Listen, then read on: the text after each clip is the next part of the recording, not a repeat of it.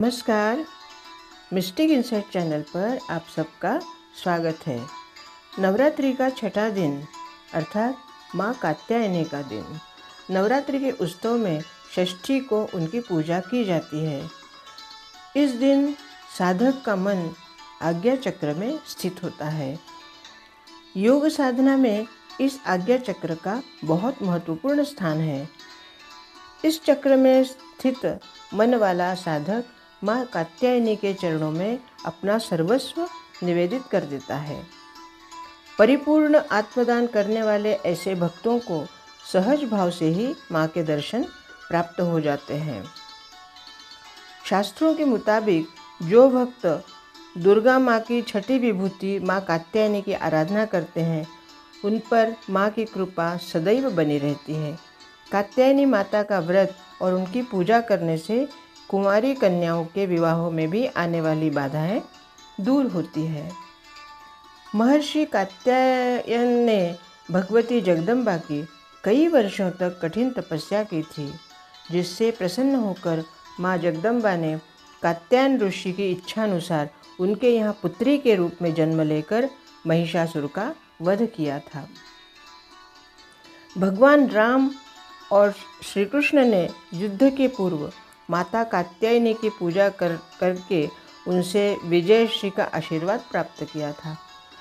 अर्जुन से भी भगवान श्री कृष्ण ने कहा था कि महाभारत के युद्ध के पूर्व माता कात्यायनी की पूजा करनी चाहिए।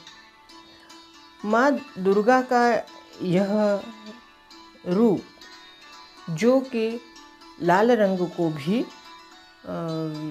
इंगित करता है, और इस तरह से माँ कात्यायनी के इस रूप की पूजा अगर कुंवारी कन्याएं करती हैं जिनके विवाह में विलंब हो रहा है या विवाह में अड़चन आ रही है, माँ कात्यायनी के पूर्ण स्तोत्र पाठ विधि विधान से जो भी पूजा की जाती है, जो भी विधि विधान से उसका व्रत धारण किया जाता है, तो वर्ष भर के अंदर ही उस कन्या का विवाह अवश्य हो जाता है।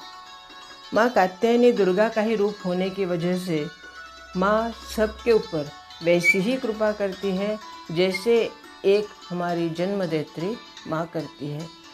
इसलिए किसी भी अवतार में, चाहे वो राम का अवतार हो या कृष्ण का अवतार हो, परंतु भगवान ने भी, ईश्वर ने जब जब मनुष्य रूप में अवतार लिया है, तब तक माँ की आराधना, माँ की उपासना और माँ की पूजा अवश्य की।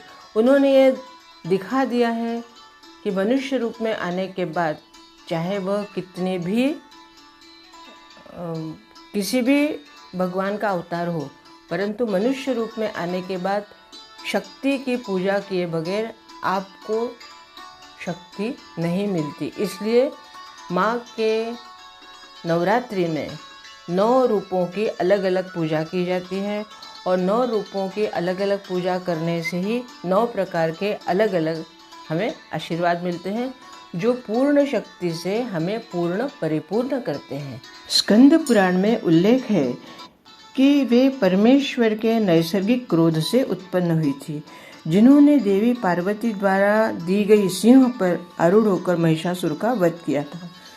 वे शक्ति की आदि रूपा हैं। रंभासुर का पुत्र था महिषासुर, जो अत्यंत शक्तिशाली था।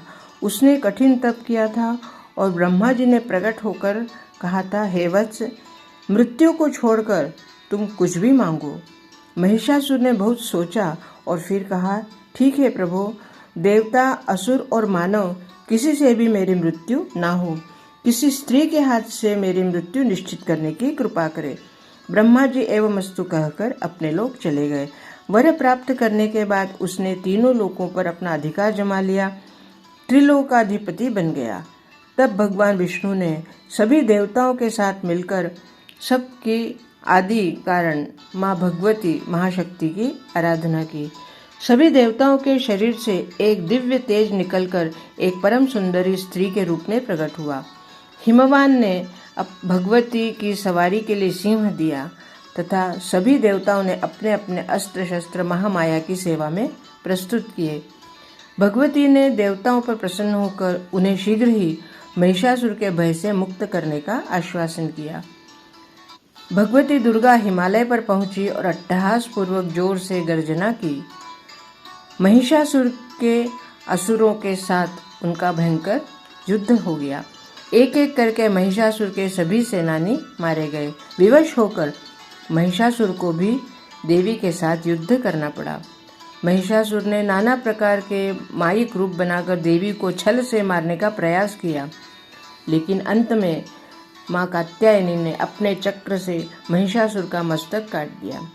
कहते हैं देवी कात्यायनी को सभी देवों ने एक एक हथियार दिया था और उन्हीं दिव्य हथियारों से युक्त होकर देवी ने महिषासुर का वध किया था। माँ भगवती चाहे किसी भी रूप में प्रकट हो या कितनी भी क्रोधित हो, परंतु जब कोई भक्त उसके चरणों में पूर्ण रूप से अपने आप को समर्पित करता है, तब माँ का क्रोध शांत होता है और माँ उसको पुत्रवत आशीर्वाद देती है, उस पर कृपा करती है।